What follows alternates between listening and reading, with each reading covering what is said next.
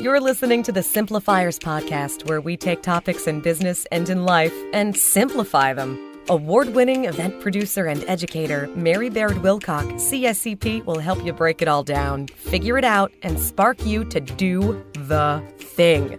It's time to simplify.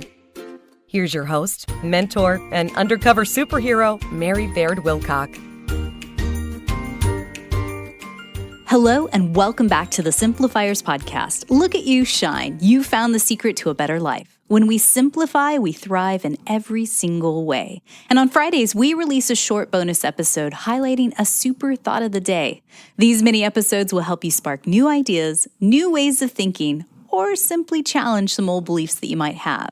And today, I want to talk about how to run your team meetings more effectively. No matter if you manage a few interns or maybe a handful of virtual assistants, or maybe you've got a gaggle of people who call you boss, I hope today's episode simplifies it all down for you. I mean, there is nothing worse than sitting in another pointless meeting where nothing seems to get accomplished. And what's worse is if you're the one running the meeting, it totally feels like a waste of time and money because, well, let's face it, you're paying them to be there. I mean, surely there's a better way, right? Spoiler alert, yes, there is. Okay, here are 3 simple tips to remember when you run your next team meeting. Prep, set, and praise. Let's break that down. Prep. No matter if it's a 60-minute weekly check-in or a 10-minute stand-up chat, always have a set agenda laid out beforehand. I mean, as the leader, you need to know what 3 or 4 topics you want to cover and always have a clear vision for what the goal of the meeting is for. When you do this 15 to, say, 30 minutes of prep work beforehand, you start to realize, first and foremost, do I really need to call this meeting, or can this be handled in a phone call? I mean, does everyone need to be involved, or is this really a one-to-one conversation with someone in particular? And hey, maybe a meeting isn't what's necessary here. So boom, you've saved yourself and others valuable time and unnecessary agony. Well done you. So you've scheduled the meeting, you've identified the key decision makers that you need in the room, you're well on your way. Now, it's time to set the agenda. So let's take this scenario as an example. If it's your regular weekly check-in call with, say, your virtual assistant, you're likely going to have set questions that you're going to want to ask them each and every week. And by the way, feel free to hit pause and replay these questions so you can jot them all down. First and foremost, these are the questions that I like to ask. 1, what did you accomplish last week? 2, what's still on the list to do? 3, what's the focus for this week? 4, are we on track with our company's overall goals? And then 5, if not, what's one thing that you can do this week to make steady progress? So in this particular situation, those questions and that agenda roughly stays the same each and every week. Once you create the template in Google Docs, I mean, you guys, you've got it done. Keep this meeting to 30 to 60 minutes long, by the way, because that keeps it most efficient. However, if this is a one-off meeting that you need to call, I would always recommend limiting the conversation to 4 main points so that this meeting stays short, sweet, and efficient. Here they are. 1, what's the goal of this meeting? 2, why is it important? 3, what are we going to do next and by when? And then 4, who's going to do it? A little bit of prep work like this is going to help you simplify like a boss. Okay, so let's move on. Set. So now it's time for you to set the meeting. How long do you need? Is it a video meeting or an in-person meeting? Is it your regularly scheduled team meeting that maybe happens every Monday morning at 10 a.m.? How urgent versus important is the topic that you need to cover? Also, what works best for everyone? This is what you need to do. Set the meeting, send out the calendar invites, and make sure to give all parties a brief overview of the agenda so that they can come to the table well prepared. So take, for example, if you need someone to report on the financials to the team, that person needs to pull the reports and be ready to share how far you are off from hitting your monthly revenue goals or exceeding them. Also, if someone is reporting on, say, the effectiveness of their social media efforts from last week, they need to be able to give a 50,000-foot overview of what worked, what didn't work, and the lessons learned in a short, concise manner. Big picture, remember that. When you set the meeting, never ever let someone, especially you, go in blind and unprepared. Again, it's a waste of time, and there's a risk someone will feel like a total space cadet and be embarrassed for not coming to the table ready. When we had a massive team at the Simplifiers and many moving parts, we regularly scheduled our all hands, and that means everyone attends meeting first thing on Monday mornings. And that helps us to report on the triumphs from the week prior, the big things that each person is working on in the week ahead, do a quick review of the financials, and then we always took at least 7 to 10 minutes to do a deep dive training in one aspect of how we run our business as a group exercise. Now, these Monday meetings would be capped at 60 minutes. I feel like any longer and you start to lose people's attention. From there, we'd have a 15-minute check-in meeting on Wednesdays. And mainly that's just to ask, hey, how's it going on that thing that you said you're supposed to do this week? Do you need any support from me or anyone else on the team? And then we'd round off the week with a 10-minute stand-up meeting, asking only one question around the circle. What's one big thing you're going to finish today? And that's it.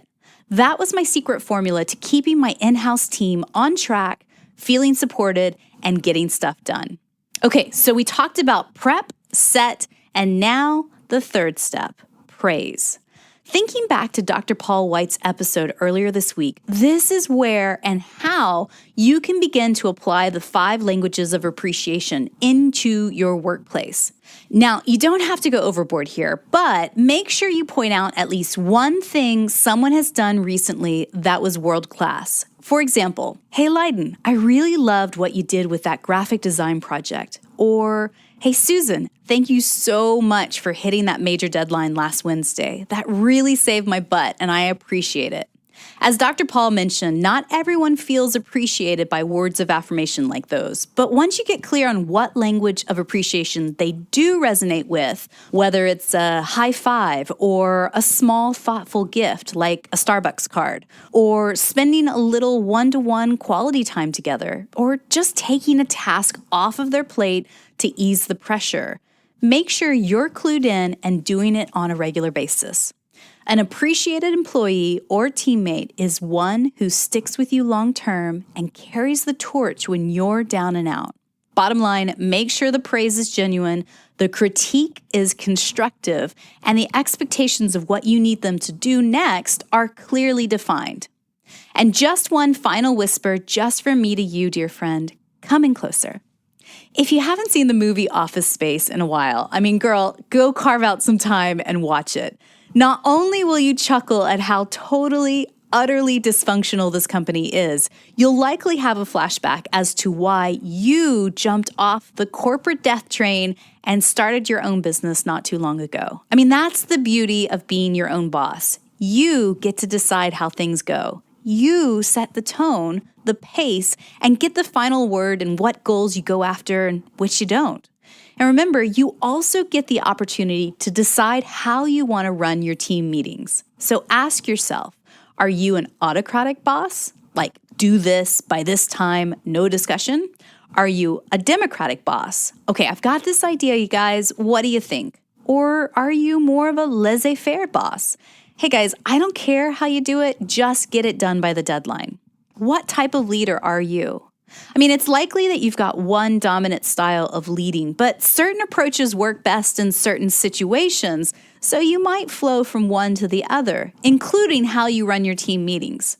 So create the business that you want to lead, one that your team is excited to show up to and feel ownership in, and one that brings you your core desired feelings, like Danielle Laporte says. It's all up to you. You can do this. I believe in you. It's time to simplify. If this thought of the day inspired you, snap a photo of you doing the thing and send it to me via Instagram, either privately or publicly. Just tag The Simplifiers, and I'll be your virtual accountability buddy in your quest to simplify your life. Okay, it's time now to feature one of our listeners sharing her top tip of how she's simplifying in her everyday life. Check it out. Hi, thanks for calling the Simplifiers. After the beep, get ready to record your message. My name is Kristen Castillo, and I am from Austin, Texas. One of my favorite tips that I have picked up from the Simplifiers podcast is whenever I am feeling a little disorganized and I'm having trouble staying on task and getting things done, I will set a timer for 20 minutes and just focus on that one task. And before I know it, that task is done and I can move on to the next one. So using a timer in short blocks, especially 20 minutes and then a 5-minute break, really helps me stay focused and get things done. Thank you so much. Bye-bye. End of messages. If you'd like to be featured in a future episode, simply click over to thesimplifiers.com and send me a voicemail. We've added a fancy little button on our website where you can record a voicemail through your phone or your laptop, and then we can feature you on a future episode. So guys, we want to know what's one tip that's helping you simplify your work or life these days. I mean, maybe it's a new life hack that's working for you, or a great book that you're loving these days, or maybe you've simplified menu planning in your own household, and if it includes tacos, I'm down. I'll be there on Thursday. Leave us a message and tell us your name, your business name if you own one, what city in the world you're tuning in from, and tell us how you're simplifying. Go to thesimplifiers.com and make sure to click on the button that says Send Mary a Voicemail. Easy peasy, super simple. Thank you guys so much. Also, big thanks to our undercover superheroes at the Simplifiers podcast that help us create these episodes for you each and every single week. Susan Marie, our podcast editor, Jeffrey Lynn, our video editor, Janine Yardley, our show notes editor, Lyden Yardley, our director of brilliance, Manminder Athwal, our blogger. Our advisory board includes Aubrey Nowitzki, Chris Justice, and George Mills. And I'm your host, Mary Baird-Wilcock. Thank you so much for listening and telling your peeps about us. As always, friends, keep things simple. Thanks for listening to the Simplifiers podcast. Find the show notes for this episode and all others at thesimplifierspodcast.com. Know someone in your life who needs to simplify? Be a hero and share our podcast with them. And we will see you here next time. As always, keep it simple.